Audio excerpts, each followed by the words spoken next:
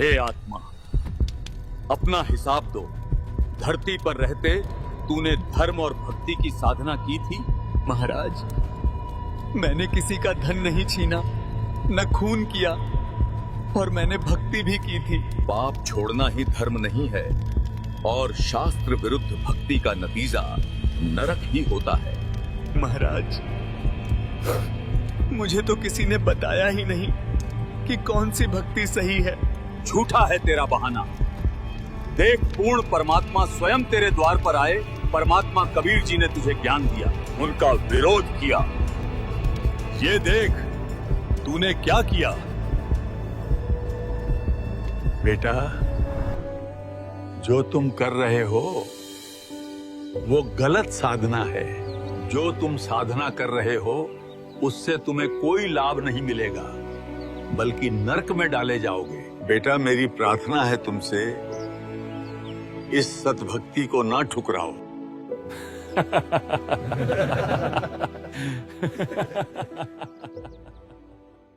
कबीर जी कोई साधारण मनुष्य नहीं, वे साक्षात पूर्ण परमात्मा है। जिसने उनका ज्ञान ठुकराया, उसने स्वयं अपने लिए नरक का द्वार खोल लिया।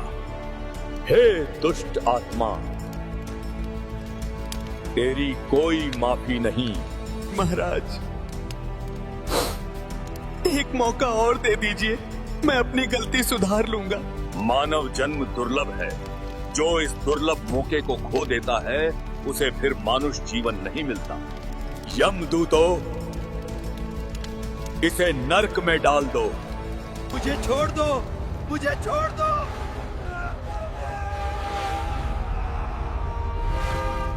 अगली आत्मा को लाया जाए।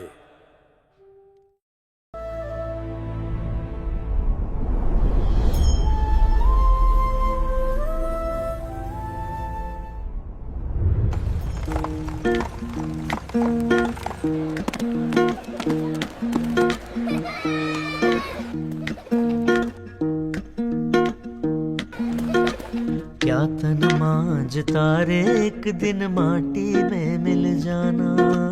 क्या तन मांझता रे, एक दिन माटी में मिल जाना। पवन चले उड़ जाना रे पगले, समय चूक पछताना। हे समय चूक पछताना। क्या तन मांझता रे, एक दिन माटी में मिल जाना। क्या तन मांझता रे, एक दिन माटी में मिल जाना।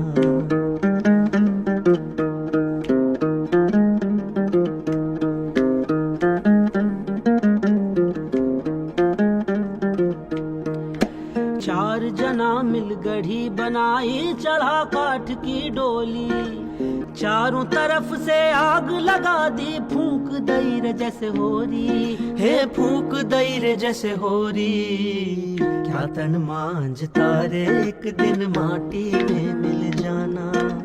क्या तन मांझता रे, एक दिन माटी में मिल जाना।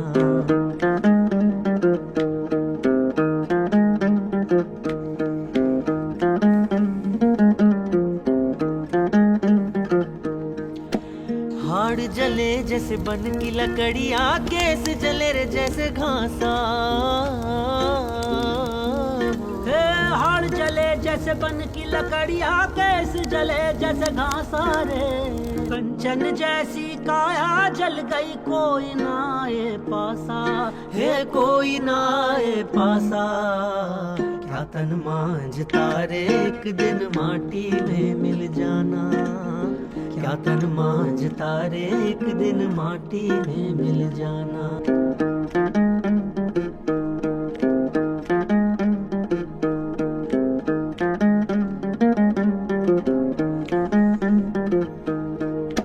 तीन दिना तेरी तिरिया रोवे, तेरा दिना तेरा भाई।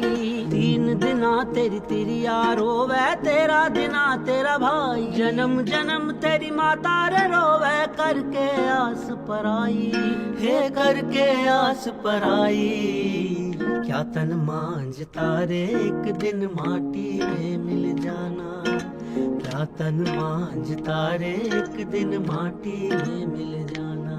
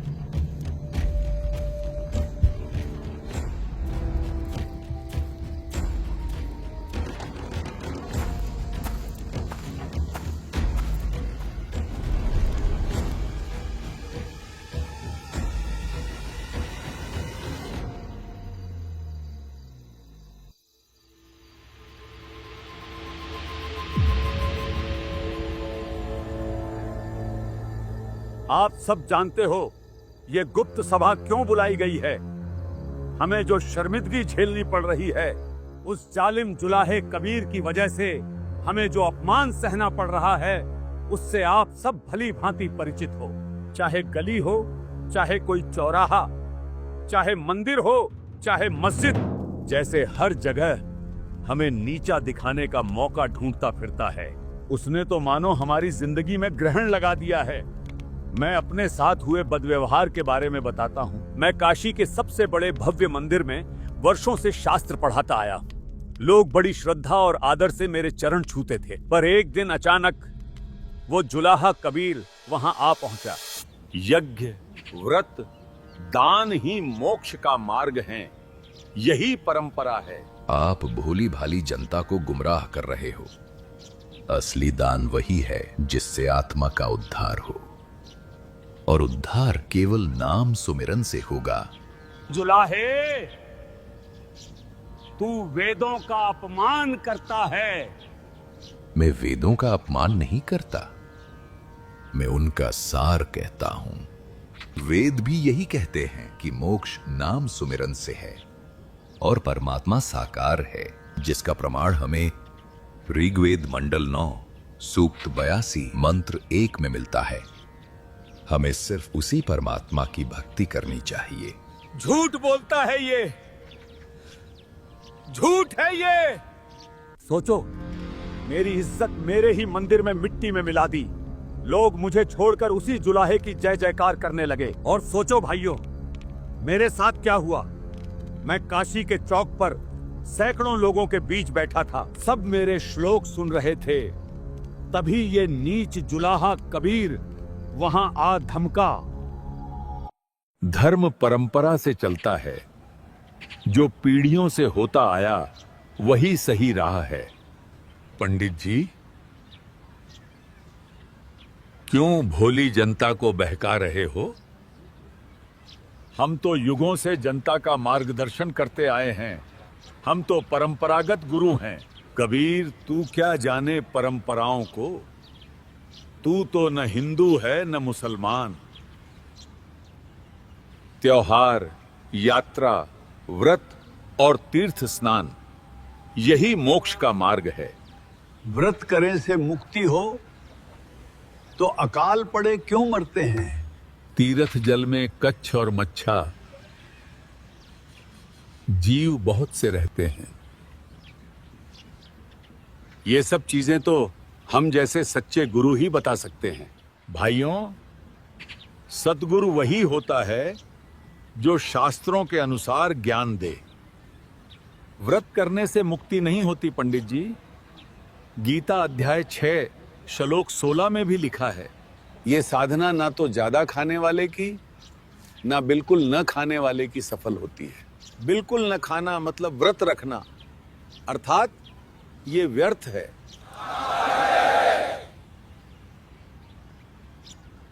ये जुलाहा झूठ बोल रहा है। गीता में ऐसा कुछ नहीं लिखा है। ये जुलाहा मुझे चौक में नीचा दिखा गया।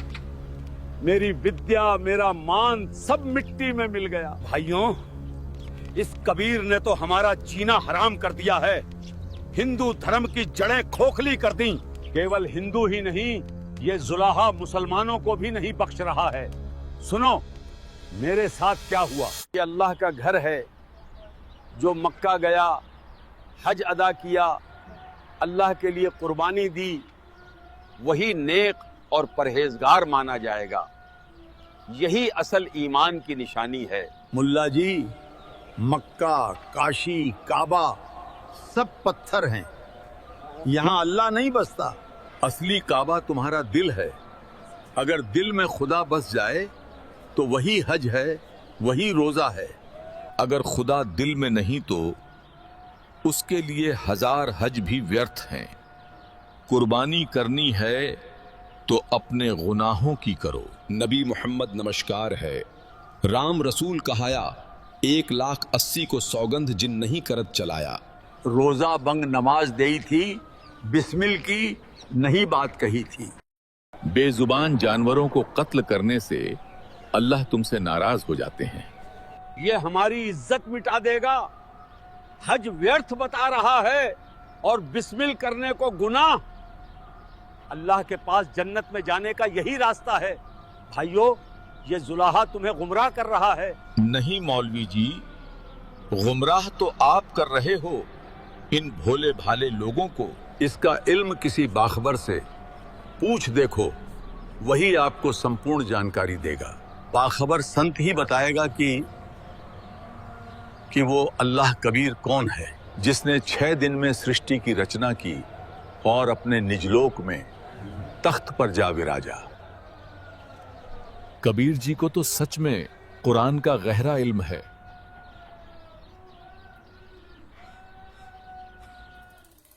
भाइयों, हमारी मस्जिदों में घुसकर ये हमारी आबरू मिटा रहा है।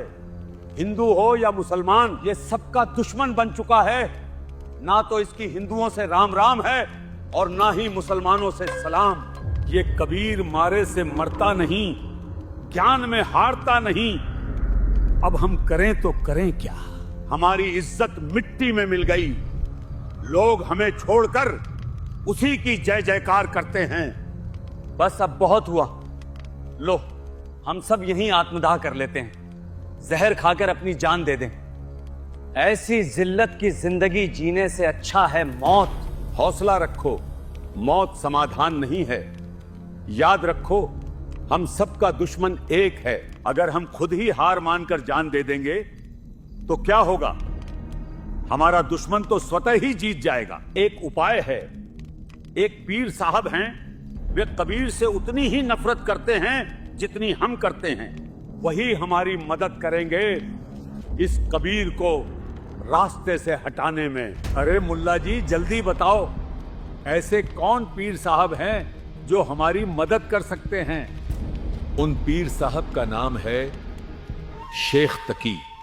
क्यों ना हम सब मिलकर सिकंदर लोदी के दरबार चलें और पीर शेख तकी जी से मुलाकात करें। आपने बिल्कुल सही कहा। यही आखिरी उम्मीद है हमारी काफिर कबीर से निजात पाने की। हाँ, सही कहा। अगर शेख तकी हमारे साथ हो जाएं तो कबीर को कोई नहीं बचा सकता।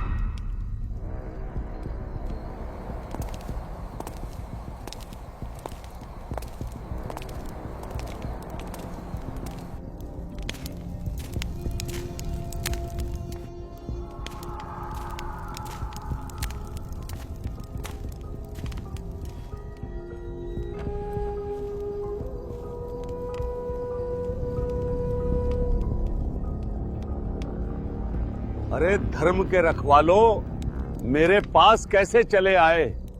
सब खैरियत तो है? धर्म के रक्षक तो आप हैं पीर साहब।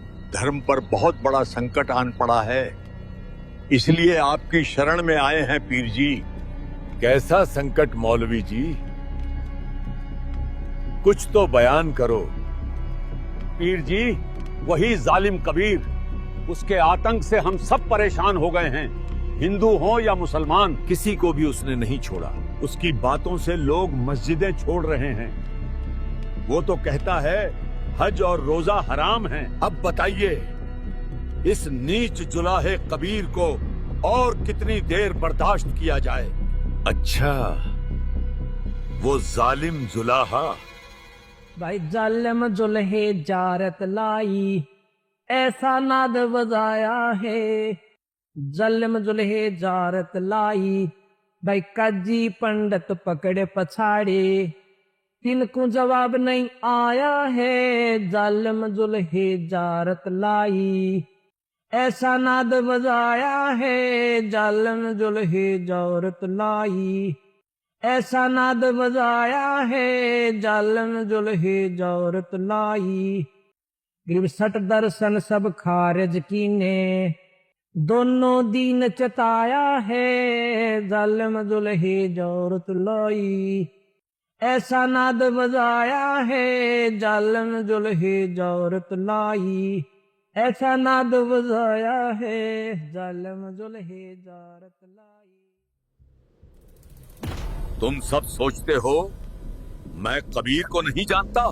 मैंने इसे खत्म करने के लिए बेशुमार कोशिशें की हैं, मगर ये मरे से मरता ही नहीं। ये कोई आम इंसान नहीं, बहुत बड़ा जादूगर है। मैंने इसको गरम तेल के कढ़ाई में डलवाया,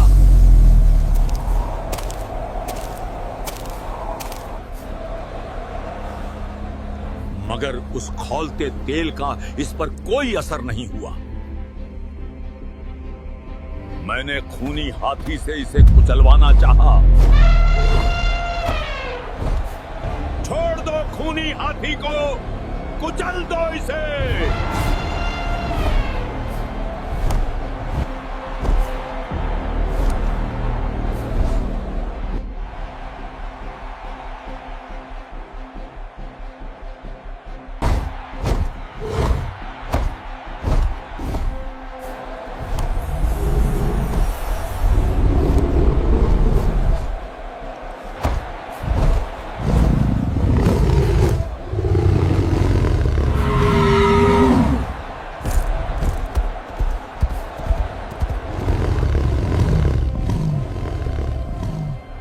फिर से मोड़ इसे, दोबारा दौड़ा इसे उस जुलाहे पर।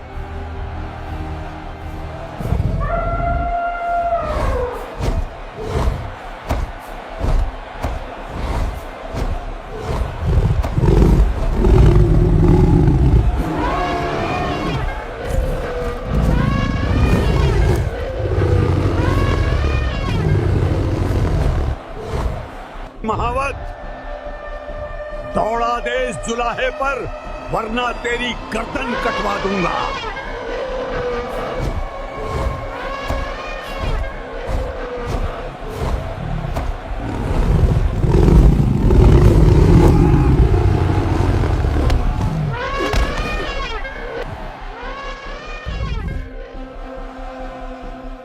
जैसे ही महावत ने हाथी को कबीर परमात्मा की ओर कुचलने के लिए मोड़ा, परमात्मा ने अपनी शक्ति से एक कहरी सिंह को प्रकट किया, जो केवल उस हाथी को दिखाई दे रहा था।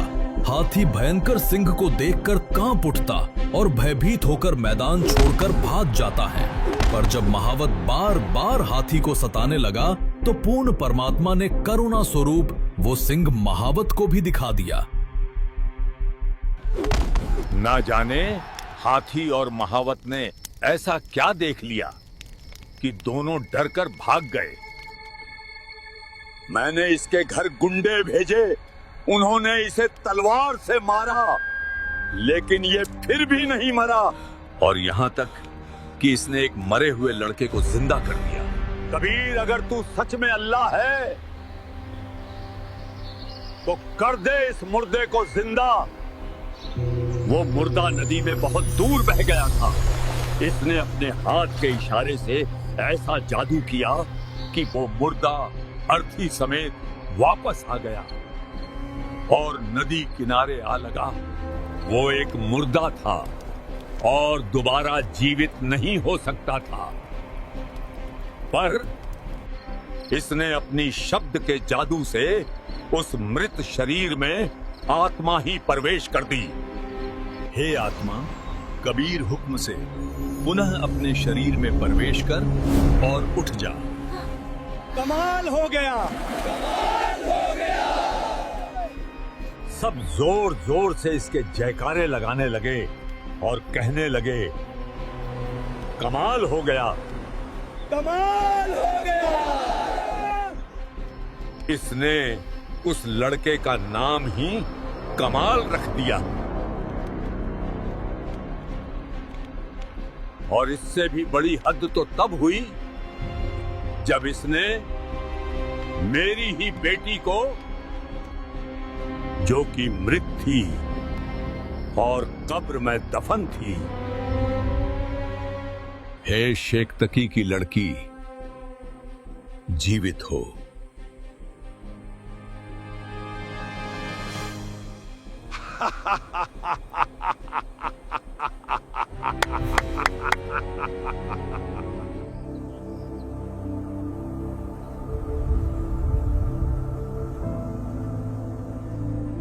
हे शेख तकी की लड़की,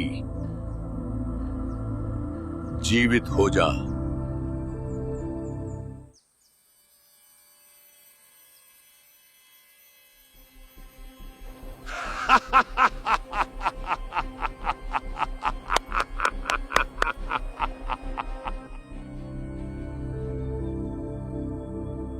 ऐसे थोड़ी ना मुर्दे जिंदे होते हैं। मुर्दे तो कयामत के समय जीवित होते हैं। अगली आत्मा को लाया जाए।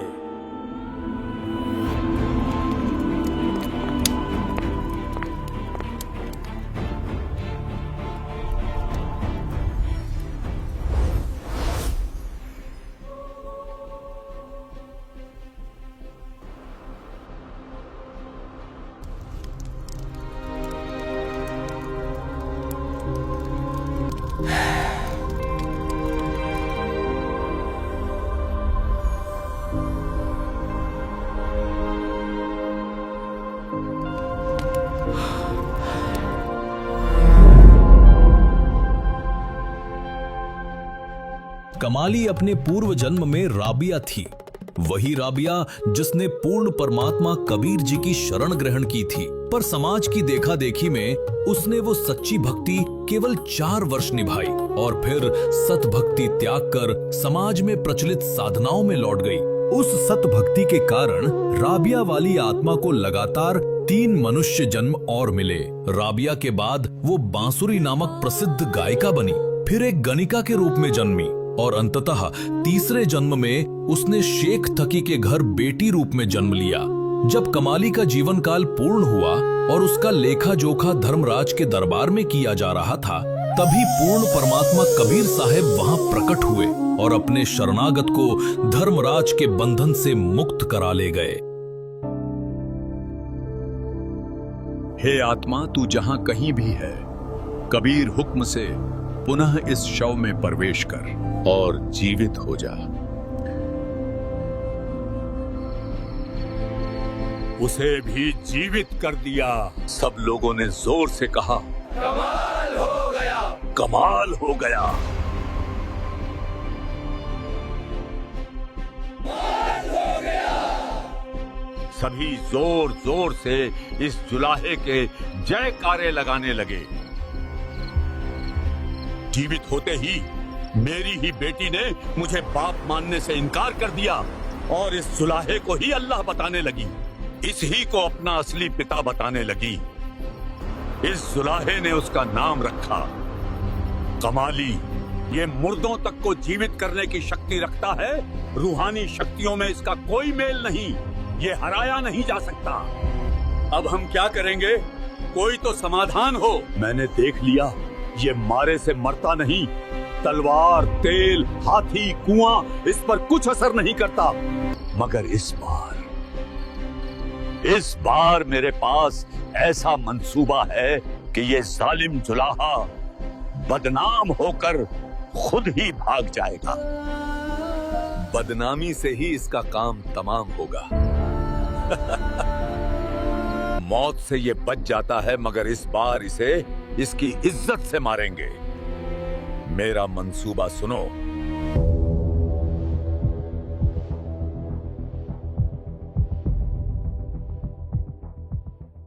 वाह पीर साहब, ना रहेगा बांस, ना बजेगी बांसुरी। बिल्कुल बदनामी से ही अब इस जालिम जुलाहे का काम तमाम होगा।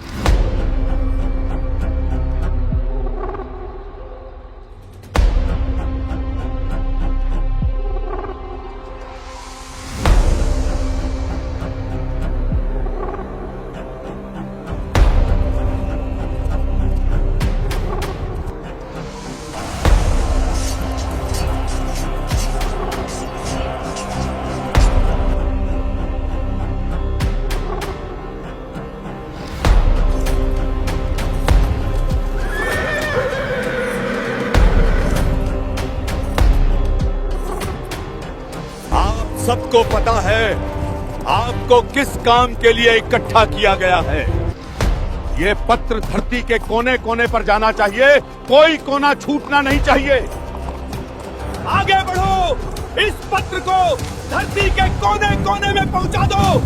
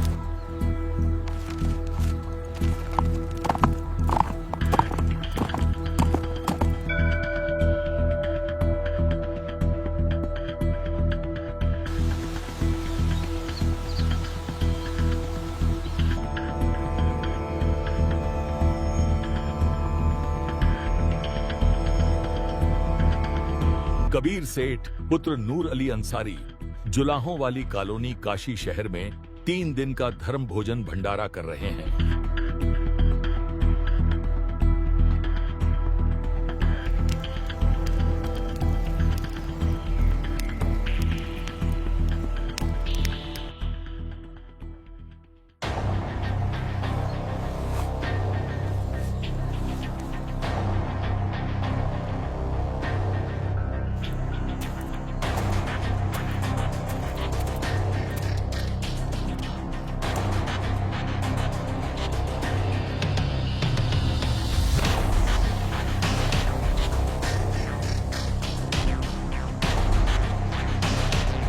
भंडारे का न्योता फैलते ही दूर दराज से साधु संत और फकीर काशी की ओर निकल पड़े। लाखों की भीड़ उमड़ने लगी और उधर कबीर साहब अपनी छोटी सी कुटिया में मानो सब कुछ देख रहे थे और मंद मंद मुस्कुरा रहे थे। हे गुरुदेव, आप थक गए होंगे, कृपया अब थोड़ी देर विश्राम कर लीजिए। रविदास जी बचपन से ही भक्ति में विशेष लगन रखते थे। जब वे कबीर साहब के संपर्क में आए तो सच्ची साधना करने लगे और समाज में फैले पाखंड का घोर विरोध करने लगे। वे कबीर साहब की वास्तविकता से भली भांति परिचित थे कि कबीर जी ही पूर्ण परमात्मा हैं। इसलिए वे अपना अधिकतर समय गुरु रूप में प्रकट हुए परमेश्वर के साथ ही बिताते थे। हे परवरदिगार, दास के लिए कोई आदेश हो तो बताइए मालिक। नहीं रविदास, अब तुम भी जाके आराम करो। जो आज्ञा गुरुदेव भगवान। रविदास जी परिस्थितियों से अनजान शांत भाव से अपनी कुटिया की ओर लौट जाते हैं। उधर अंतर्यामी पूर्ण परमात्मा कबीर साहब मंद मंद मुस्कुरा रहे हैं, मानो आने वाले षड्यंत्र को स्पष्ट देख रहे हों।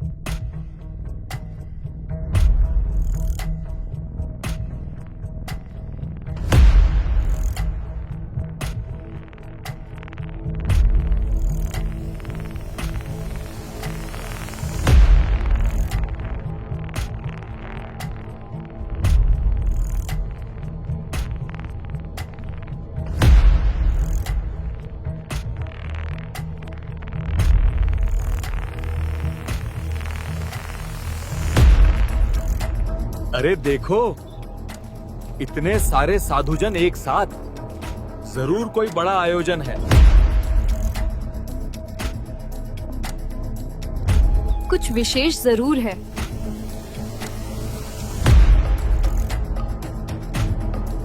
ये सब साधुजन कहाँ जा रहे होंगे?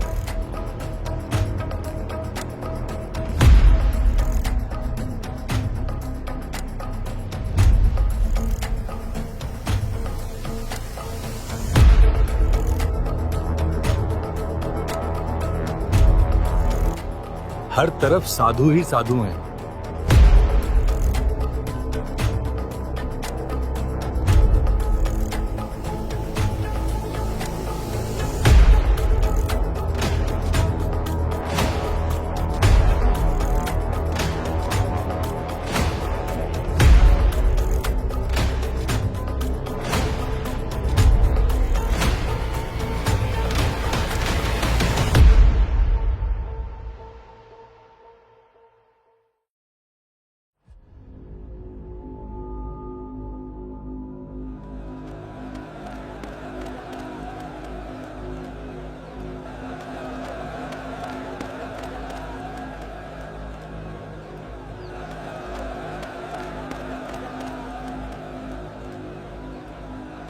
भाइयों, आज काशी में ऐसा क्या खास है कि इतनी भीड़ उमड़ आई है?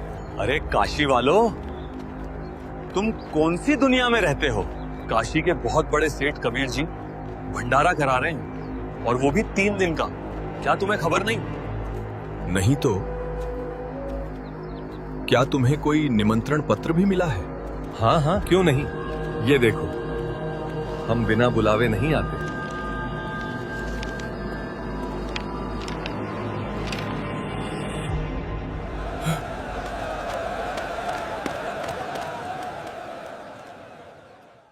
जब रविदास जी को यह ज्ञात हुआ कि किसी ने झूठे निमंत्रण पत्र बांट दिए हैं, कबीर परमात्मा के नाम पर एक नया षड्यंत्र रच दिया गया है, वो बेचैनी से भर गए। आंखों में चिंता और मन में पीड़ा लेकर वे सीधा अपने सद्गुरु पूर्ण परमात्मा कबीर साहिब जी की कुटिया की ओर दौड़ पड़ते हैं।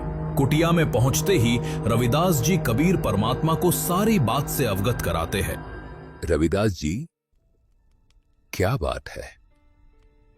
आज बहुत उदास लग रहे हो। हे गुरुदेव, आप सबका भला चाहते हो और ये लोग आपका बुरा ही सोचते हैं। ऐसा क्या हुआ रविदास जी? थोड़ा स्पष्ट बताओ। हे गुरुदेव, संकट आ गया है।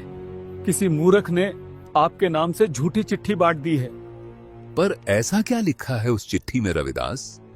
गुरुदेव, उसमें लिखा है कि काशी के सेठ नीरू पुत्र कबीर 3 दिन का भंडारा करवा रहे हैं। सेठ कबीर जी प्रतिदिन भोजन करने वाले को प्रत्येक बार एक दोहर, एक स्वर्ण मोहर और सूखा सीधा भी दान करेंगे। भोजन में सभी प्रकार के मिष्ठान व व्यंजन परोसे जाएंगे।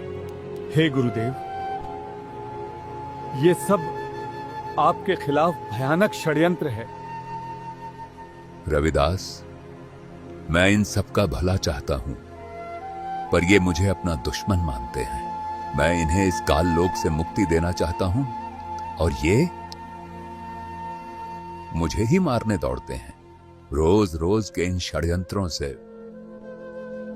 मैं अब थक चुका हूं।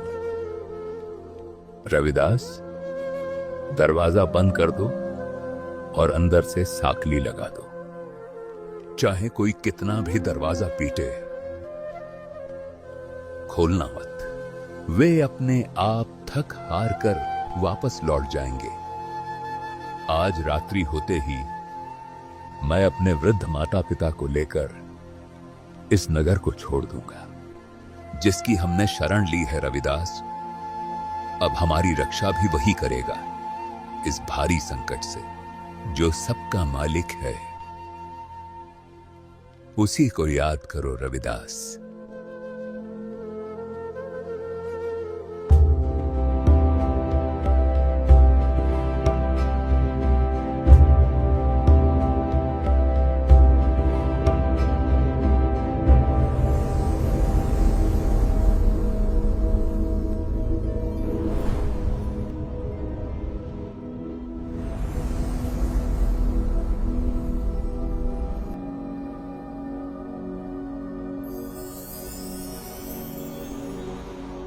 कबीर परमात्मा जी की जय हो। हे पूर्ण परमेश्वर, आपका संदेश मिला। आपके आदेशानुसार असंख्य सेवक तैयार कर दिए गए हैं। वो लोग तो खाकी और कंजूस हैं, जहां समय पर भोजन भी नहीं मिलता। ले जाइए दाता, जितने चाहिए। परमात्मा का आदेश मिलते ही असंख्य बैल तैयार हुए, जिनके ऊपर मोहक भोजन रख दिया गया था। कबीर परमेश्वर ने उन असंख्य बैलों में से केवल 9 लाख ही अपने साथ लिए।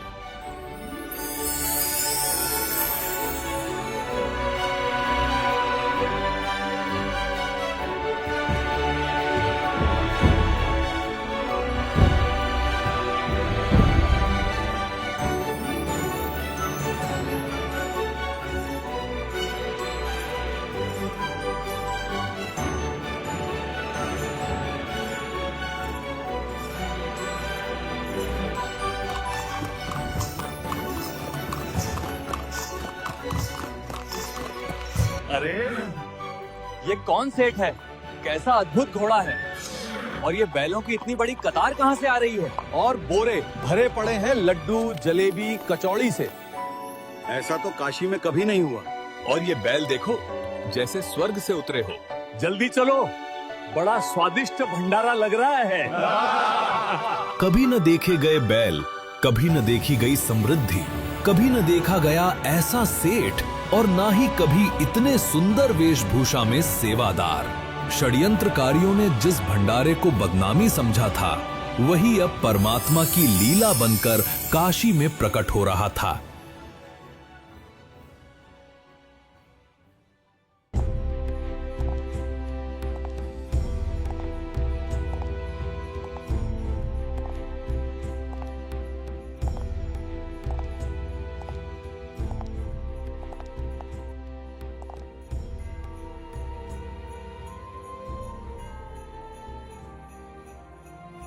सिकंदर लोदी, जिसकी सत्ता लगभग पूरे भारतवर्ष पर थी, उसके शासनकाल में पाकिस्तान, बलूचिस्तान, ईरान, इराक तक उसकी पहुंच मानी जाती थी।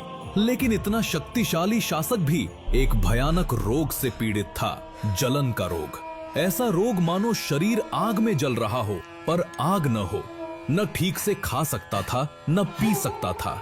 बड़े बड़े हकीम, मौलवी, पंडित बुलाए गए, पर कोई इलाज न कर सका।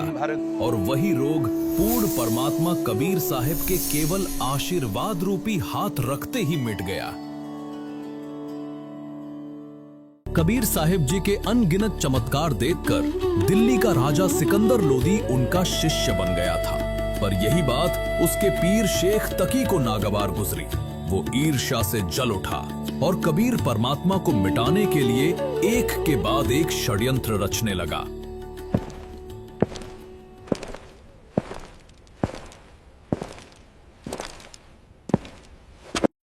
आइए पीर जी, कैसे आना हुआ? महाराज, क्या आपको मालूम नहीं, आपके गुरुदेव काशी में बहुत बड़ा भंडारा कर रहे हैं। आपके नाम भी चिट्ठी आई है। क्या आप वहां नहीं जाएंगे महाराज? क्यों नहीं? मेरे गुरुदेव भंडारा करें और मैं न जाऊं, ये कैसे हो सकता है? सैनिकों, हमारी यात्रा की तैयारी करो। हम तुरंत काशी चलेंगे। राजा सिकंदर लोदी अपने हाथियों और सेना के साथ काशी की ओर रवाना हुआ और शेख तकी, षड्यंत्र का सूत्रधार, उसके पीछे पीछे चला।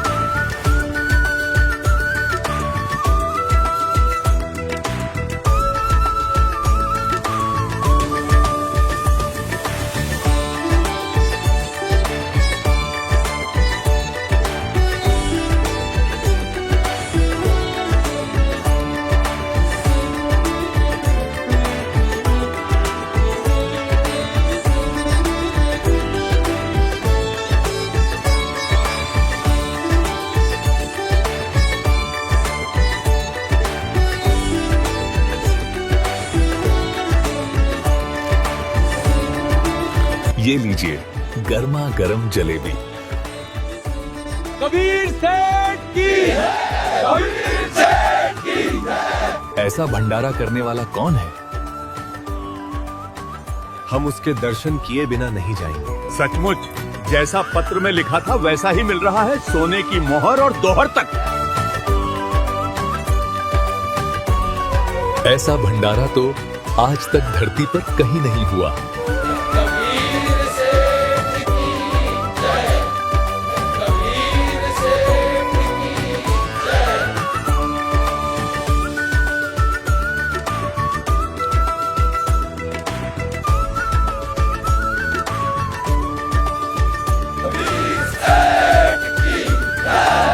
हे अल्लाह, ये कैसा मनमोहक भंडारा है। कबीर सेठ की ये भंडारा कैसे चल रहा है? कौन करा रहा है ये सब? अरे सचमुच जैसा पत्र में लिखा था वैसा ही मिल रहा है, सोने की मोहर और दोहर तक। ऐसा भंडारा तो आज तक धरती पर कहीं नहीं हुआ। ये क्या हो गया? वो गरीब जुलाहा जिसे 2 वक्त की रोटी नसीब नहीं होती, वो इतना बड़ा भंडारा कैसे करा सकता है?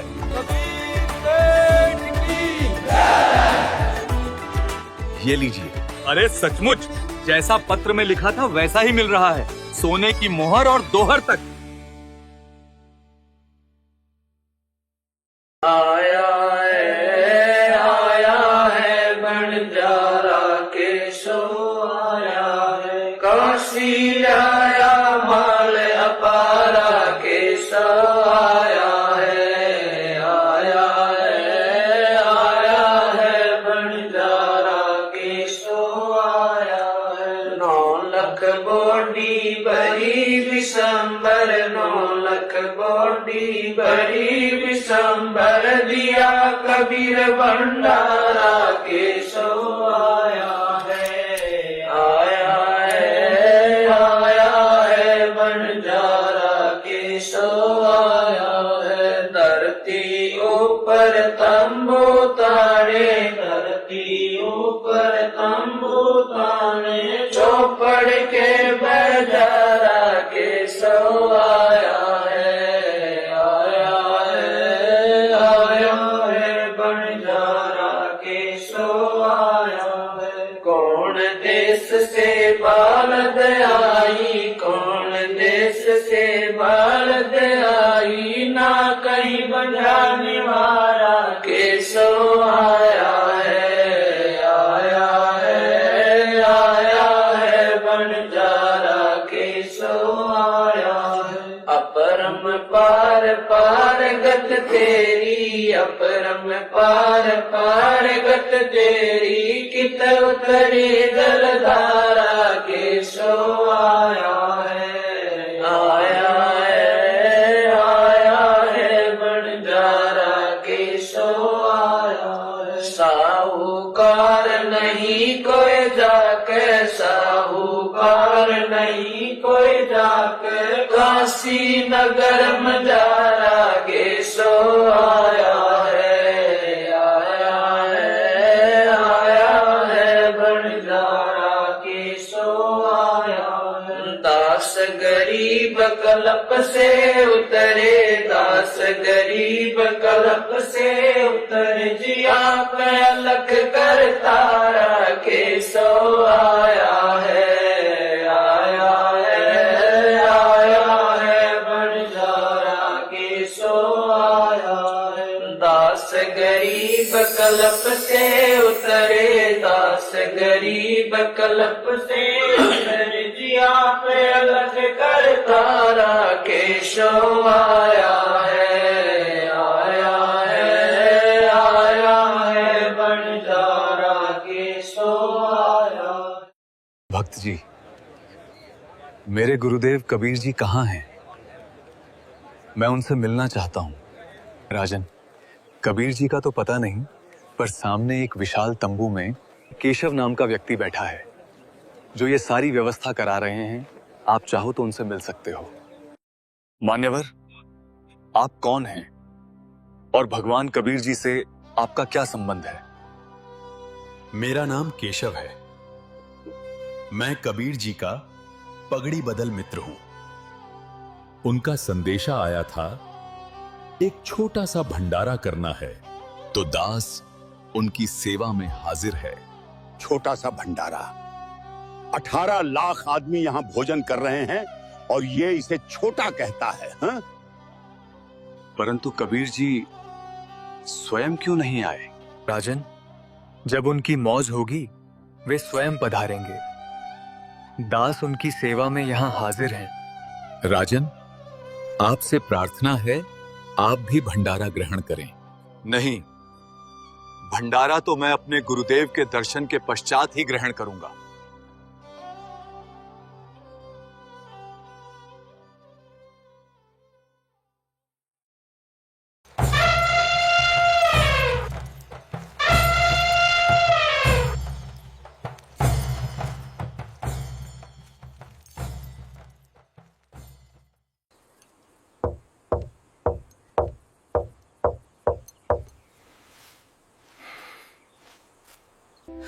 हे गुरुदेव, लगता है ये लोग आपको ढूंढते ढूंढते यहां तक भी आ पहुंचे।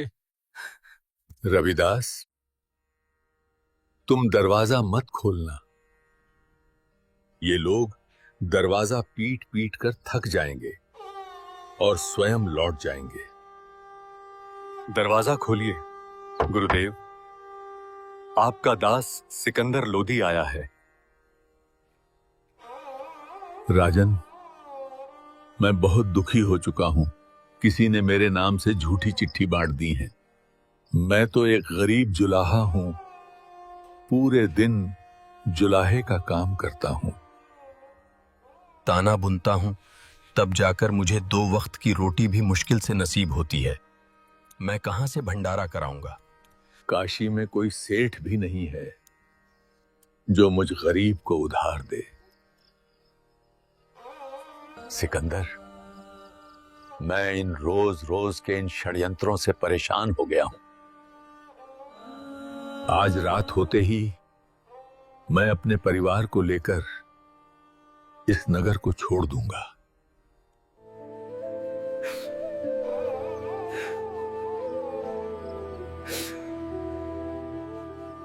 हे अल्लाह, आप अपने इस दास को भ्रमित नहीं कर सकते। दास जान चुका है कि आप कौन हैं। बाहर आपकी मनमोहक लीला चल रही है। 18 लाख लोग भोजन कर रहे हैं, आपकी जय जयकार कर रहे हैं। दास आपके दर्शन करना चाहता है, दरवाजा खोलिए। परवरदिगार। रविदास, खोल दो दरवाजा।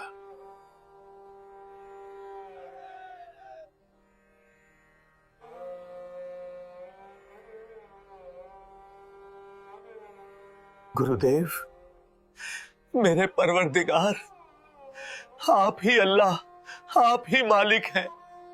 हे परवरदिगार, मुझ दास के साथ भंडारे में चलिए।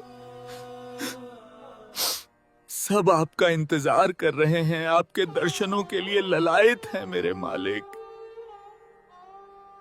दिल्ली के बादशाह सिकंदर लोदी के आग्रह पर पूर्ण परमात्मा कबीर साहिब अपनी कुटिया से भंडारे के लिए चल पड़ते हैं। जैसे ही कबीर परमात्मा अपनी कुटिया से प्रस्थान करते हैं, आकाश से एक सुंदर मुकुट उतरता है जो उनके शीश पर स्वयं आविराजता है। उसी क्षण आकाश से फूलों की वर्षा होने लगती है। दिल्ली का राजा सिकंदर लोदी अपने गुरुदेव कबीर परमात्मा को शाही हाथी पर बिठाता है और श्रद्धा से उनके ऊपर चमर सेवा करता हुआ भंडारे की ओर प्रस्थान करता है। जब कबीर परमात्मा उस दिव्य भंडारे के समीप पहुंचते हैं तो वहां उपस्थित असंख्य साधु संत उत्साह और भक्ति में डूबकर जयकारे लगाने लगते हैं।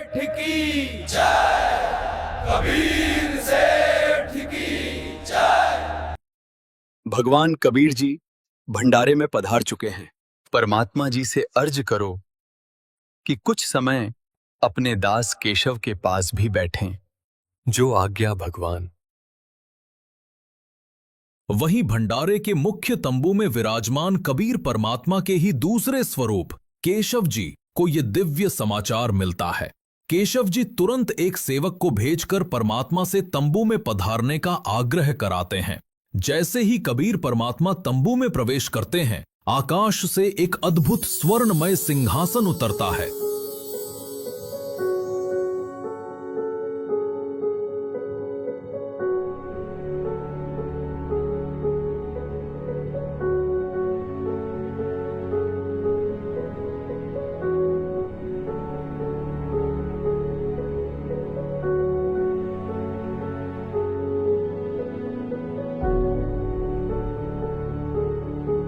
जिस पर स्वतः ही एक मनमोहक रेशमी आच्छादन बिछ जाता है।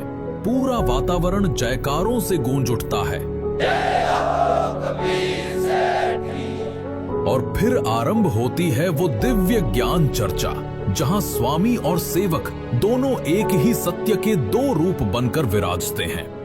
हे परमपिता, सारी सृष्टि के सृजनहार, आप इस गंदे लोक में क्यों आ गए? हे परमात्मा, आपने इस जीव लोक के लिए वो हंसलोक सतलोक क्यों छोड़ दिया?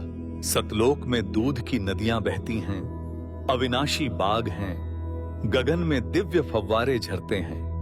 वो सब छोड़कर आप यहां क्यों आए, इस जीव लोक में? यहां तो झूठ है, कपट है, छल है, द्वेष है। आप इनके भले की सोचते हो, पर ये आप ही के लिए बुरा सोचते हैं। आपके लिए रोज षड्यंत्र रचते हैं, फिर भी आप इनके बीच रहते हो। हे सृजनहार, आप ये सब कैसे सहते हो? यहां सतलोक जैसा कुछ भी नहीं है। ना गगन में फव्वारे हैं, ना ही अविनाशी बाग, ना दूध की नदियां हैं, ना ही आनंदमयी छटा। ना तो यहां नूर के नगर हैं, ना ही हीरे पन्ने जड़े हुए पहाड़। इस जीव लोक का हाल देखकर मेरा मन चिंता से व्याकुल हो उठा है। यहां तो एक पल भी बिताना मुश्किल है। मैं तो पागल जैसा हो रहा हूं। पर आप इन जीवों के बीच ही रह रहे हो, ऐसी घृणित स्थिति में, वो भी इनके ही भले के लिए। धन्य है परमात्मा आप। इन दुष्ट प्राणियों और इनके इस गंदे लोक को क्यों नहीं त्याग देते, क्यों नहीं छोड़ देते? मेरी अरज है मालिक, अपने उस अमर लोक सतलोक में लौट चलिए।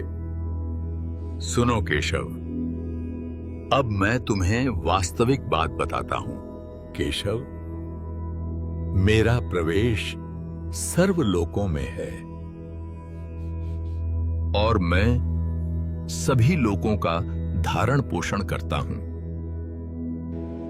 जैसे चुंबक में लोहे को अपनी ओर खींचने की शक्ति होती है, पर यदि लोहे में जंग लग जाए तो चुंबक भी उसे खींच नहीं पाता। वैसे ही जब आत्मा पर पाप की परत चढ़ जाती है तो उसका मेल परमात्मा से नहीं हो पाता। पाप के कारण आत्मा परमात्मा से दूर हो जाती है। हे केशव, सर्वप्रथम मैं इन जीवों को ऐसा मंत्र दूंगा जिससे इनके पाप का नाश होगा और फिर मैं इन्हें अपने साथ वैसे ही जोड़ लूंगा जैसे चुंबक जंग रहित लोहे को अपने साथ जोड़ लेती है, और फिर इन्हें अपने साथ वापस सतलोक ले जाऊंगा। हे परमात्मा, आप इनसे भक्ति कराना चाहते हैं, पर सोचिए ये कैसे आपका नाम जपेंगे इस नरक रूपी हाड़ चाम के शरीर में? इनके भीतर कैसे भक्ति का भाव उत्पन्न होगा इस अशुद्ध देह में? वास्तव में ये शरीर तो नरक का पात्र है। इनके शरीर में गंदगी भरी पड़ी है, खून, पेशाब, बिष्टा सब भीतर लिए घूमते हैं। फिर भी ये जीव घमंड और अहंकार लेकर चलते हैं। इस जीवलोक की धरती ऐसी है कि यहां तो एक कदम रखने पर भी दंड लगता है, पाप लगता है। कितने सूक्ष्म जीव तो पैरों तले कुचलकर मर जाते हैं। फिर भी ये जीव अपने पापों से अनजान अहंकार में जीते हैं। ये मनुष्य तो बहुत ही गंदे हैं, हमेशा झगड़ा करने को उतारू रहते हैं। यम हमेशा इनके सिर पे बैठा है, फिर भी दिन रात व्यर्थ में मगन होकर घूमते हैं। मौत हर घड़ी इन्हें घेरती है, फिर भी इन्हें घमंड है, अभिमान है। ये जीव तो आपके साथ बुरा करने में कोई कसर नहीं छोड़ते। और आप फिर भी इनका भला चाहते हो। हे परमात्मा, मैंने आप जैसा साधु कहीं नहीं देखा, ना ही आप जैसा परमार्थी। मेरी अर्ज है मालिक, अपने उस अमर लोक सतलोक में लौट चलिए। केशव, तुमने पूछा था कि इस हाड़ चाम के शरीर में जो गंदगी से भरा है, इसमें भक्ति कैसे पनपेगी? तो सुनो, जिस प्रकार इस ही हाड़ चाम के शरीर में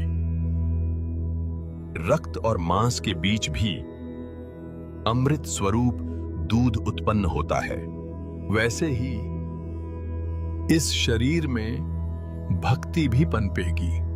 वो भक्ति सिर्फ मेरे द्वारा दिए गए मंत्र से बनेगी, और वही मंत्र जीवों को इस काल लोक से छुड़ाकर परम लोक सतलोक तक पहुंचाएगा।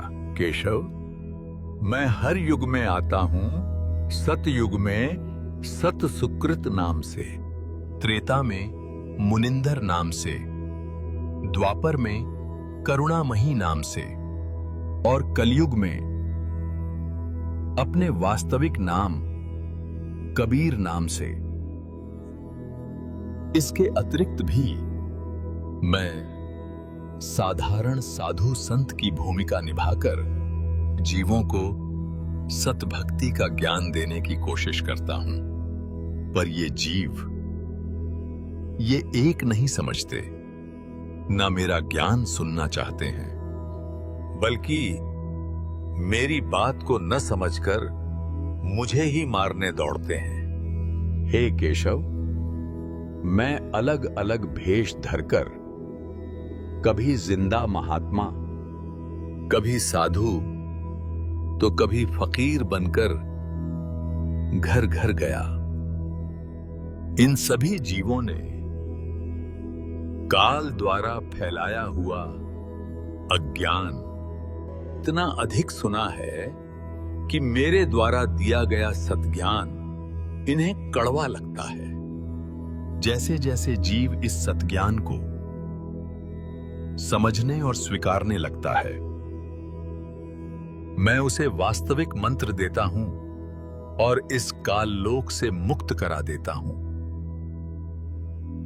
इसलिए मैं बंधनों से मुक्त कराने वाला बंदी छोड़ भी कहलाता हूं। केशव और परमात्मा की ये चर्चा 8 पहर तक चली। ये ऐसा चमत्कार था कि मैदान में उपस्थित प्रत्येक व्यक्ति इस चर्चा को सुन पा रहा था। कबीर साहेब की जय, केशव सेठ की जय। परमात्मा के सत्संग को सुनकर लाखों व्यक्तियों ने नाम लिया और उनकी जय जयकार की। पर कहते हैं ना, दुष्ट ना छोड़े दुष्टता।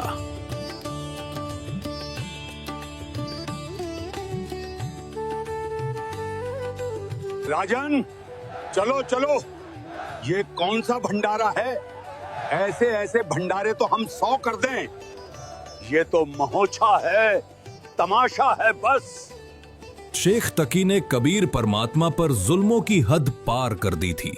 उसने अनगिनत षड्यंत्र रचे, पर इतना बड़ा चमत्कार देखने के बाद भी वो ईर्ष्या के वश होकर कबीर परमात्मा के खिलाफ ही बोला और ये गलती उसकी आखिरी गलती बनने वाली थी। उसी क्षण उसे मानो लकवा मार गया। उसकी सुनने और बोलने की शक्ति छिन गई। वह गूंगा बहरा हो गया। सिमटे भेक इकट्ठा हुआ काजी पंडित माही, गरीबदास चट्ठा फिरा जम्बूदीप सब ठाई। मसलत करीब मिलाप से जीवन जन्म कछु नाही, गरीबदास मेला सही बेक सिमटे ताही। सेतु बंद रामेश्वरम द्वारका गढ़ गिरनारी, गरीबदास मुल्तान मग ये आए भेक अपार। हरिद्वार बद्री विनोद गंगा और केदार, गरीबदास पूरब सजे ना कुछ किया विचार। 18 लाख दफ्तर चढ़े अस्तल बंद मुकाम, गरीबदास अनाथ जीव और कहते उस धाम। बेख देख रविदास जी गए कबीरा पास, गरीबदास रैदास कहे छूटा काशी बास। लाए तार लौलीन होए रूप विहंगम माही, गरीबदास दुल्हा गया वो अगमपुरी नज ठाही। जहाँ बॉडी असंख्य सूर्य बंजारे और बैल, गरीबदास अगमपुरी हुई काशी कुसेल। जर्द श्वेत और हरे नग बॉडी भरी अनंत, गरीबदास ऐसे कहा लो कबीर भगवंत।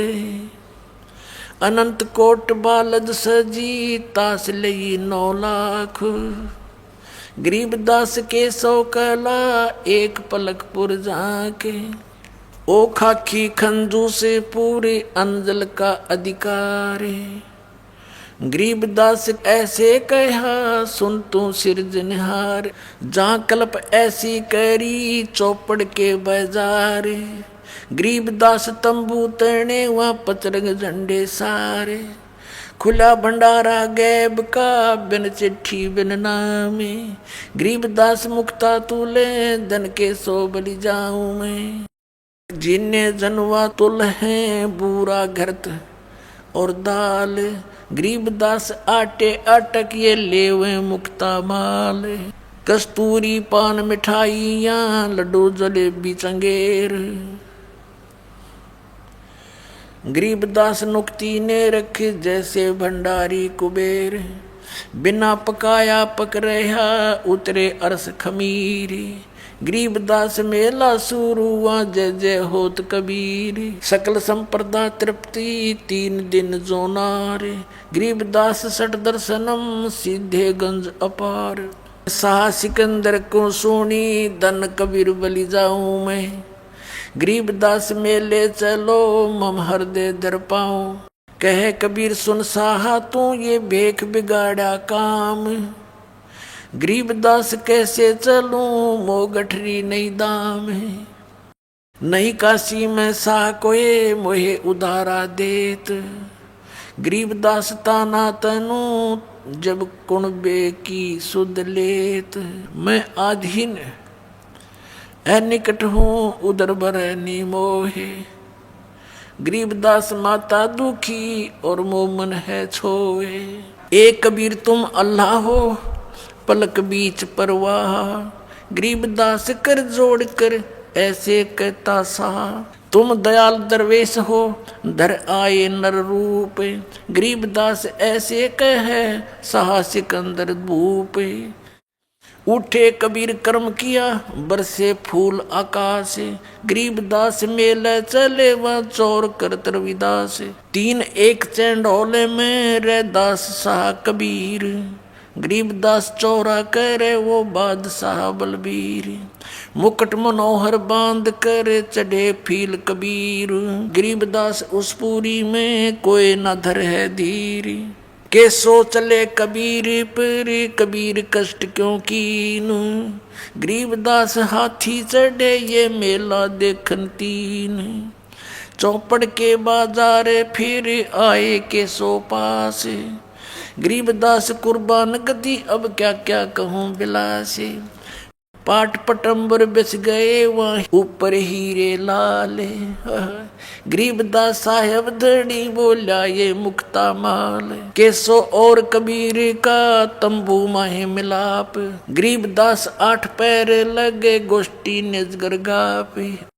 केसो कह कबीर से ये पूछे बाता बीने, गरीबदास क्यों उतरे ऐसे मुल्क मलीने।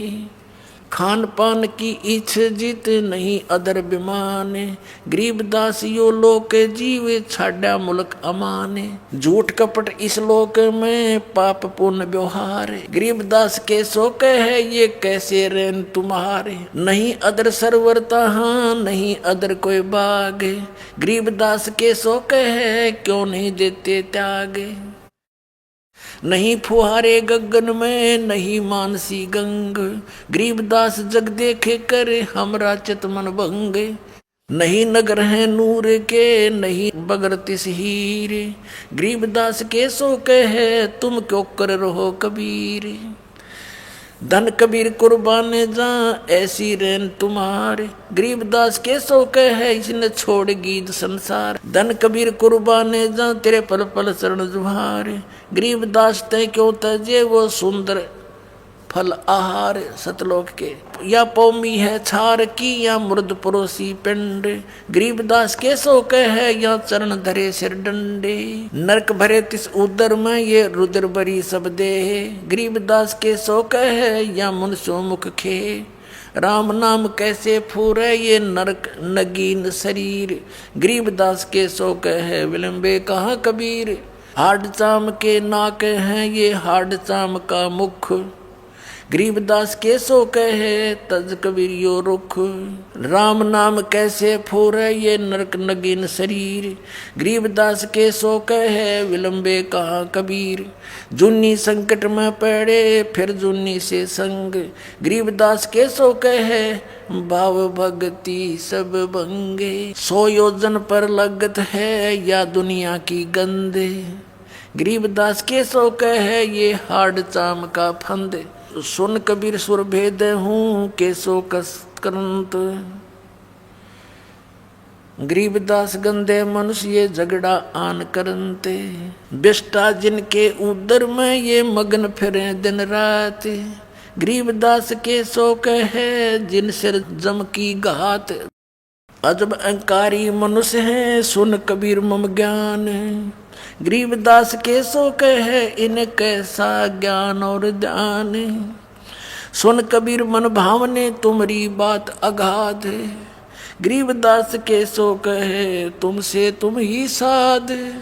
सुन के सो अब बंद ना कहे कबीर संदेश, गरीबदास सर्वलोक में है हमरा प्रवेश। हम अमान अवगत पूरे से चुंबक जो चमकार, गरीबदास लोहा फेरे हमरे अदर आधार। हाड चाम की देह में दूध रतन सरवंत, गरीबदास घट पेंडे में ऐसे है भगवंत। थन दूधी को पाड़ के जय कोई देखे दूध, गरीबदास उस घट पेंड में हाड चाम और गूदी। योग सत्तर हमें ज्ञान दिया जीवन समझा एक, गरीबदास घर घर फिरे ये दरे कबीरा बेख। 70 युग सेवन किए किने न बूझी बात, गरीबदास मैं समझावत हूँ ये मोहे लगावे लात। स्वर्ग मृत्यु पाताल में हम बैठे कई बार, गरीबदास धर घर घर से जा मार मार के मारे। कल्प कोट युग बीतिया हम आए तिस बेर, गरीबदास के सो सुनो देन भक्ति की टेर। हमारी जात अपूरे भी पूर्व रेन हमारे, गरीबदास कैसे जुड़े इस पश्चिम के कातारे। हम हैं पूर्व ठेठ के ये उत्तरे अवगट घाट, गरीबदास जीव दक्षिण के यो ना मिलती साठ। अनंत कोट बाजी जहाँ रचे सकल ब्रह्मंडी, गरीबदास मैं क्या करूं यो काल कर जीव खंडी। तो कहते हैं कोई कहे जग जोनार करी, कोई कहे महोछा, बड़े बड़ाई करा कर यो गाड़ी काटे ओछा। 3 दिन का भंडारा पूर्ण हुआ। जिस झूठी चिट्ठी से षड्यंत्र रचा गया था उसी को पूर्ण परमात्मा कबीर साहब ने सत्य कर दिखाया। जैसा उसमें लिखा था वैसा ही हुआ। प्रत्येक साधु संत को मोहक भोजन मिला। हर थाल में स्वादिष्ट व्यंजन परोसे गए और भोजन के साथ सबको मिला एक दोहर, एक अशर्फी और सूखा सीधा। सभी जन तृप्त हुए, संतोष और आनंद से भर गए। कबीर भगवान की। ये था वो दिव्य क्षण जब बदनामी की चाल परमात्मा की लीला बन गई। कहते हैं केवल पूर्ण परमात्मा ही असंभव को संभव बना सकता है। जो कभी घट नहीं सकता उसे घटा देता है। काशी के इस भंडारे में भी ऐसा ही चमत्कार हुआ। जो होना असंभव था उसे पूर्ण परमात्मा कबीर साहब ने कर दिखाया। इतना मनमोहक और दिव्य भंडारा कि उसने इतिहास रच दिया। एक ऐसी घटना जिसे सदियों तक श्रद्धा से याद किया जाएगा। भंडारा पूर्ण होते ही सभी सेवक आत्माएं अपने शेष सामान को फिर से बैलों पर लादने लगीं और थोड़ी ही देर में वे सभी सेवक और असंख्य बैल गंगा नदी के किनारे जाकर खड़े हो गए। गंगा में पानी ज्यादा है, अभी जाना सही नहीं रहेगा केशव जी। बिल्कुल सही बात है, अभी जाना सही नहीं रहेगा सेठ जी। जाइए जाइए केशव जी, आपके बंजारे दूर ना निकल जाएं।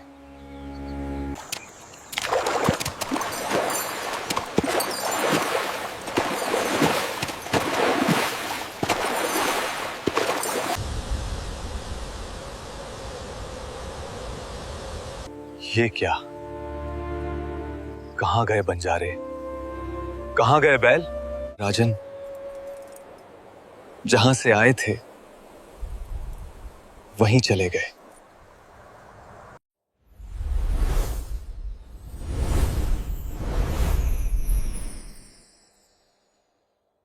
जब सब लोग इस दिव्य दृश्य को देखकर आश्चर्यचकित खड़े थे, उसी क्षण एक और चमत्कार घटित हुआ। केशव रूप धीरे धीरे प्रकाश में विलीन होने लगे और कुछ ही पलों में वे पूर्ण परमात्मा कबीर साहिब जी में समा गए। अब वहां केवल एक ही स्वरूप शेष था, स्वयं सृष्टिकर्ता पूर्ण परमात्मा का।